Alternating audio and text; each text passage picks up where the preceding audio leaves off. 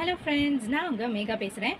சாப்பாடில் நம்ம வேஸ்ட் பண்ணுறது 2 type of சாப்பாடு. ஒன்று பார்த்தீங்கன்னா கெட்டுப்போன சாப்பாடு, அதை சாப்பிட முடியாது, நம்ம வேஸ்ட் பண்ணுறோம்.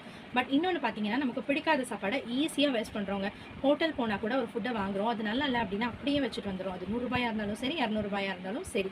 அதே மாதிரி தான் வீட்டில் சமைக்கிற சாப்பாடு புதுசாக ஒன்று ட்ரை பண்ணுறோம், கொஞ்சம் நல்லா வரல அப்படிங்கும்போது அதை அப்படியே நம்ம வேஸ்ட் பண்ணிடுறோம், இல்லை எடுத்து கீழே போட்டுடுறோம்.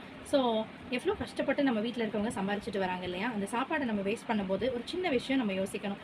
நமக்கு கீழே எத்தனை பேர் இந்த சாப்பாடு கூட கிடைக்காம கஷ்டப்படுறாங்க அப்படின்னு நீங்கள் யோசிச்சிங்கன்னா கண்டிப்பாக அந்த சாப்பாடை நீங்கள் வேஸ்ட் பண்ண மாட்டீங்க. மகாத்மா காந்திஜி பற்றி கேள்விப்பட்டிருக்கீங்களா? அவள் ஒரு பருக்க சாதம் கீழே விழுந்தா கூட அதை ஒரு ஊசி வச்சு குத்தி எடுத்து தண்ணியில் வாஷ் பண்ணிட்டு சாப்பிட்டு வராங்க. நம்ம அந்த மாதிரி சாப்பிட வேண்டாம். நம்ம நிறைய அரிசி எல்லாமே வேஸ்ட் பண்ணுறோம். சமைக்கிற சாப்பாடை அளவாக செய்யுங்க, தேவைக்கு அதிகமாக செய்யாதீங்க. சமைச்சு கெடுக்காமல் சாப்பிடுங்க. கெட்டு போச்சுன்னா வேறு வழியில் தூக்கி போட்டுடலாம், பட் நல்லா இருக்க சாப்பாடை கீழே கொட்டாதீங்க. ஸோ ப்ளீஸ் யோசிங்க.